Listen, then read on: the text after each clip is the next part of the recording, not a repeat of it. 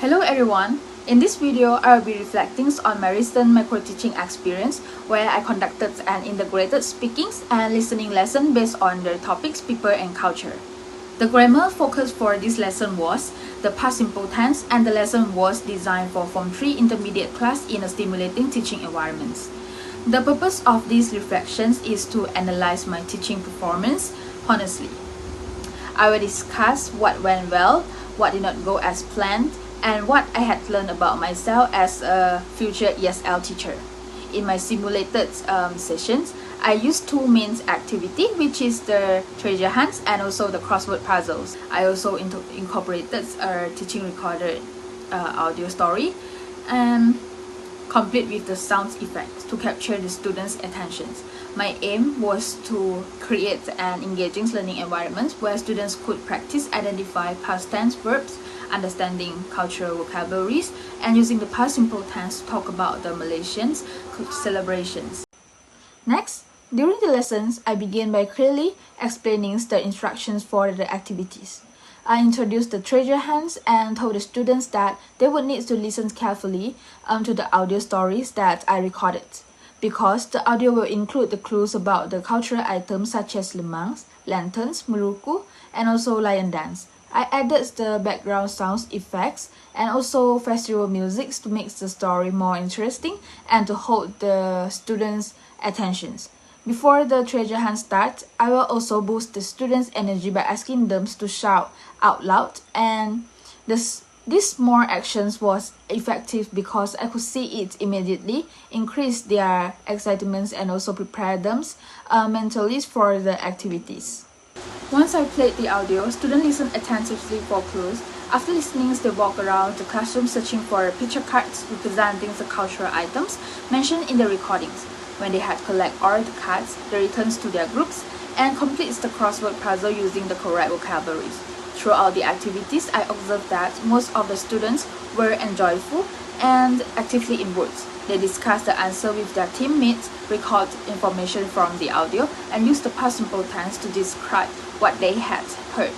Overall, the lesson's objectives were successfully addressed during the activities. For this slide, I will talk about the critical analysis. When reflecting critically on my teaching performance, I realized that the activity was effective in promoting the both listening and speaking skill. The recording's audio was especially helpful because the students were fully focused on the story and tried to catch every clues. The sound effects added an element of excitement, and I could see that the students reacting with the interest. The crossword puzzle further encouraged communication because students had to talk and confirm answer as a team. However, I also noticed several realistic challenges during the sessions. Firstly, some students look confused immediately after I explained the instructions.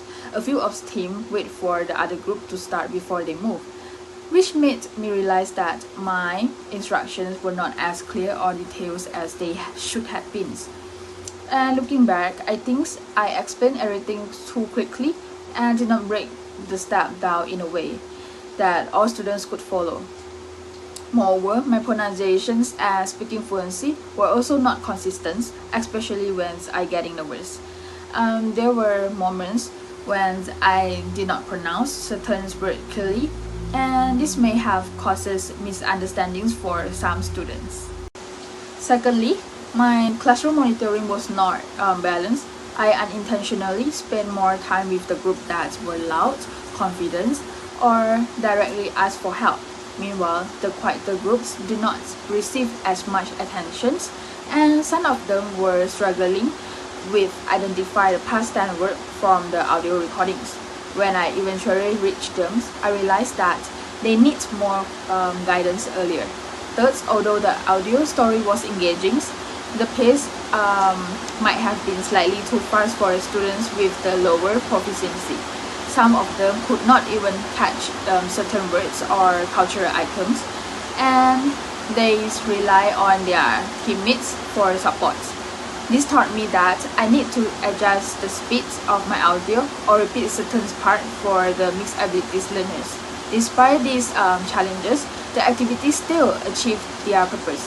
students practice teamwork, communicated using the past simple tense, and further developments cultural awareness while enjoying the task. Through these sessions, I discovered several strengths in my teaching approach. One of my strengths is my ability to create an engaging and lively classroom atmosphere. And the energy-boosting shouts, the physical movements during the treasure hunts, and the interactive puzzles all contribute to a positive learning environment.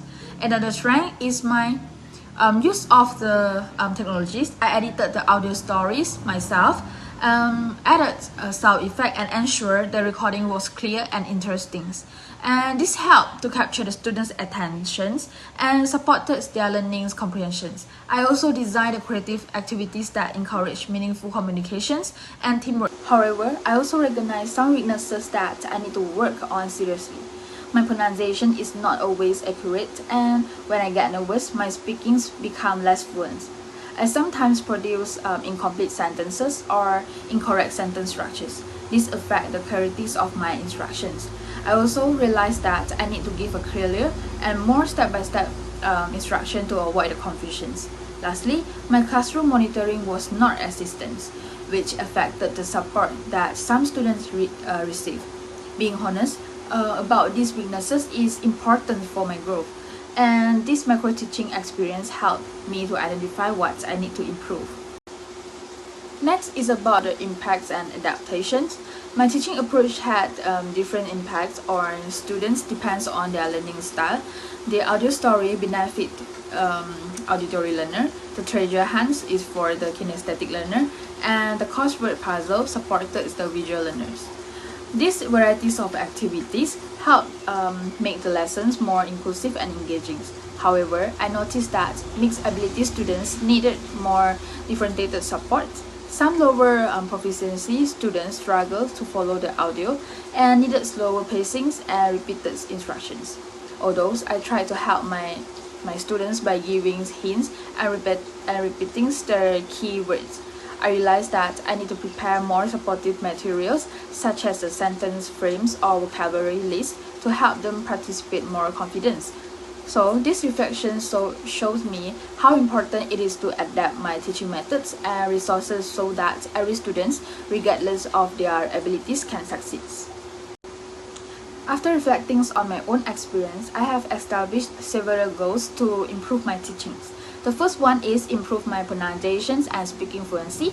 I plan to practice speaking more slowly and clearly.